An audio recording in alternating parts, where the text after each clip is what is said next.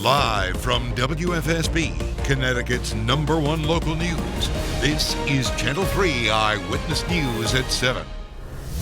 It is 7 o'clock and we start here with developing news. We're live right now on Roku, Apple TV, and the Amazon Fire Stick.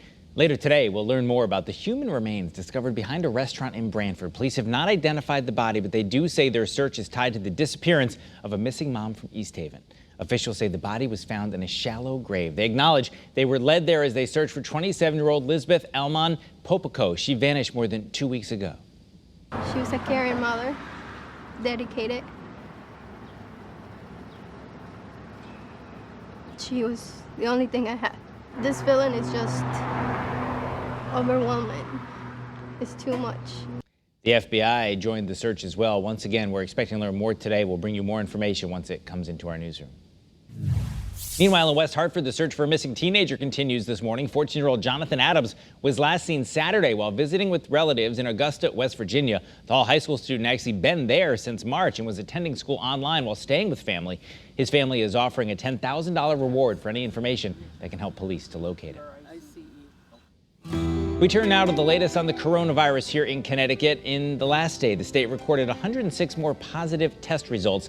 8 more people died of COVID-19, and there is 1 more COVID patient in the hospital this morning.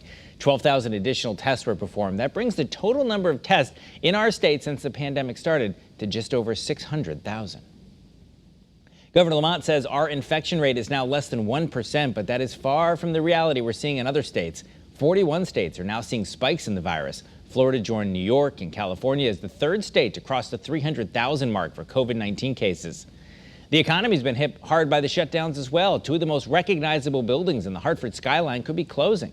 The Hilton and the Marriott are dealing with major layoffs, and now the mayor of Hartford is hoping to look at the impact as if they're small businesses, since the effects extend deeper into Hartford. Channel 3's Caitlin Francis has more details this morning. The Hartford, Hilton, and Marriott are struggling financially. More than 300 people, from housekeepers, room attendants, managers, and those in food services, have been laid off. And while these 2 hotels are big-name national chains, the money and people they bring into the Hartford area are reasons Mayor Luke Bronin is looking for help. There may be a much bigger cost to the state in the years ahead if these facilities end up closing down. Bronin is hoping that investment could help keep the industry alive more long-term. With coronavirus concerns, events are canceled, a travel quarantine has been imposed, and hospitality and tourism experts say people are generally nervous about staying in hotels. And the effects are being felt by other nearby businesses. Those are very popular hotels in Hartford. Very, very popular. It'll be a bummer to lose these hotels, man. It really will. Rodriguez says the business at Bears feeds off of events at the convention center where people would be traveling and staying at the hotels. The governor says he's not crazy about using taxpayer money to subsidize private businesses. But we'll look broadly at what we can do to make sure that part of town gets going again. Caitlin Francis, Channel 3 Eyewitness News. And today we're expecting new weekly jobless numbers from the Department of Labor. At last check, 1.3 million more Americans filed for unemployment benefits. That's a drop from previous weeks, but actually would have been a record before the pandemic began. It comes as concerns spread over jobs as more and more shops close their doors. Remember, you can head to our app for more coronavirus information. Anytime you want it, it's free to download. While you're there, you can also find out ways to stay healthy. All right, hi everybody. Our Doppler is dry, and that's the way it's going to stay during the day today. We have temperatures that are going to be a little bit below the average today. Let's take a look at what's normal. 85 is the normal daytime high. We're actually going to be a little bit shy of that, especially in Groton, where the temperature is expected to get into the mid, possibly some upper 70s. 63 is the typical overnight low. We were a little bit above that in some locations, but a little bit below that in others, like Northeast and Southeast Connecticut.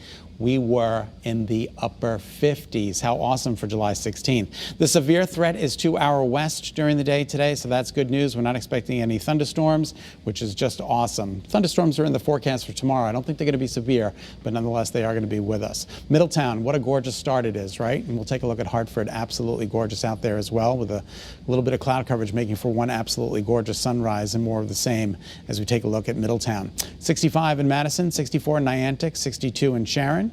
We'll take you right now to Milford at 68. That's one of the warmer spots. South Windsor at 65 and Mansfield Center at 60. So partly cloudy to start. We have some beautiful weather out there for you.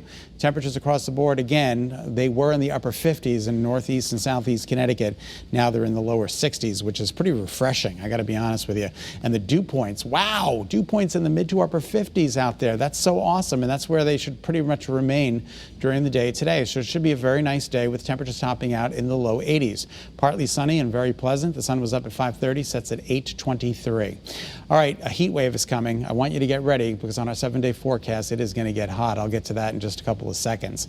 In the meantime, our satellite and radar confirms a couple of scattered showers were up in Massachusetts earlier this morning. Those fizzled out.